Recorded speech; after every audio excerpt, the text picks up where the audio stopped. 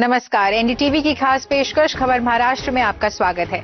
आज हम आपको बताएंगे महाराष्ट्र सरकार के बड़े फैसले, नई योजनाएं और वो अहम कदम जिनसे राज्य तेजी से विकास की राह पर आगे बढ़ रहा है।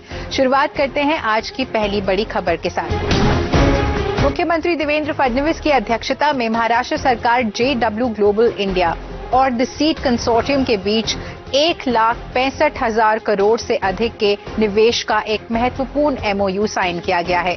इस रणनीतिक साझेदारी के तहत सोलापुर स्थित उजनी बांध पर 2 गीगावाट क्षमता का floating solar project, battery energy storage system और सस्टेनेबल AI डेटा सेंटर विकसित किए जाएंगे।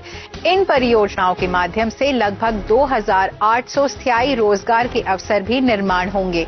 इसके साथ ही एक ग्रीन हाइड्रोजन और 440 मेगावाट कैपेसिटी का स्मॉल मॉड्यूलर रिएक्टर प्रोजेक्ट भी शुरू किया जाएगा।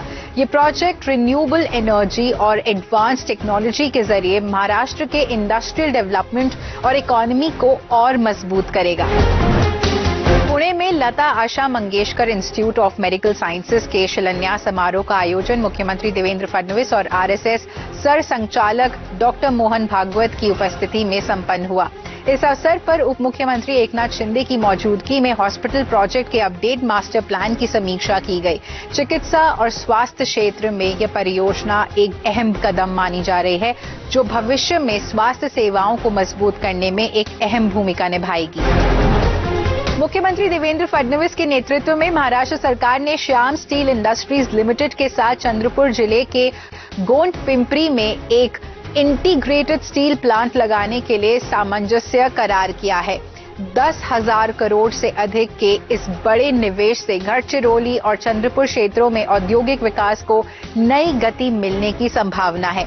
साथ ही इस परियोजना से 8,000 से अधिक रोजगार के मौके पैदा होने की उम्मीद है, जिससे पूर्वी विदर्भ में आर्थिक विकास और इंफ्रास्ट्रक्चर के विस्तार को मजबूती मिलेगी। क्रेडाई MCHI थाने यूनिट द्वारा आयोजित 23वें रियल एस्टेट और हाउसिंग फाइनेंस एक्सपो का उद्घाटन बालकुम स्थित दोस्ती वेस्ट काउंटी में संपन्न हुआ। इस मौके पर उप मुख्यमंत्री एकनाथ शिंदे ने मौजूद डेवलपर्स के सामने थाने शहर के भविष्य के डेवलपमेंट और बदलते स्वरूप के लिए योजना पेश की। इसमें थाने के तेजी से हो रहे इंफ्रास्ट्रक्चर के विकास और उससे एक प्रमुख रेजिडेंशियल एवं कमर्शियल हब के रूप में विकसित करने की रूपरेखा पेश की गई।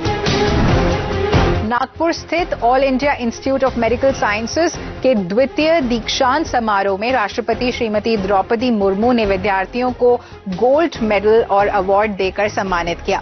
यह समारोह राज्यपाल जिष्णुदेव वर्मा और मुख्यमंत्री देवेंद्र फडणवीस की प्रमुख उपस्थिति में संपन्न हुआ। राष्ट्रपति ने विश्वास व्यक्त किया कि उपाधि प्राप्त करने वाले विद्यार्थी न केवल अपने व्यक्तिगत जीवन में सफलता प्राप्त करेंगे, बल्कि देशवासियों को स्वस्थ रखने में भी अपना योगदान देंगे।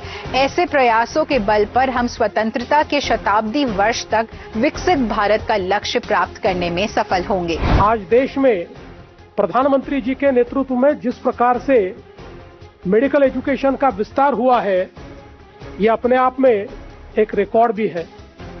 और आज महाराष्ट्र में भी हम लोगों ने पिछले कुछ वर्षों में 15 से ज्यादा मेडिकल कॉलेजेस शुरू किए हैं। मुख्यमंत्री देवेंद्र फडणवीस की उपस्थिति में महाराष्ट्र सरकार और नोवेरियन एनर्जी के बीच पुणे और रायगढ़ जिलों में Ranwadi off stream closed loop pump storage project के लिए एक महत्वपूर्ण MOU पर हस्ताक्षर किए गए। 1200 मेगावाट क्षमता वाली इस परियोजना में 5,700 करोड़ से अधिक का निवेश होने की संभावना है, जिससे करीब 1,500 रोजगार के अवसर पैदा होंगे।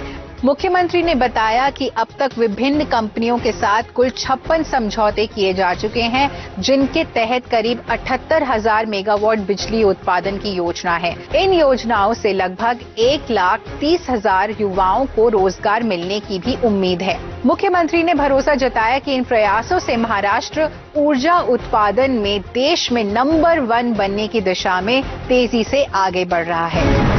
तो ये थी इस हफ्ते की बड़ी खबरें और ऐसे ही हर अपडेट के लिए देखते रहिए NDTV खास पेशकश खबर महाराष्ट्र।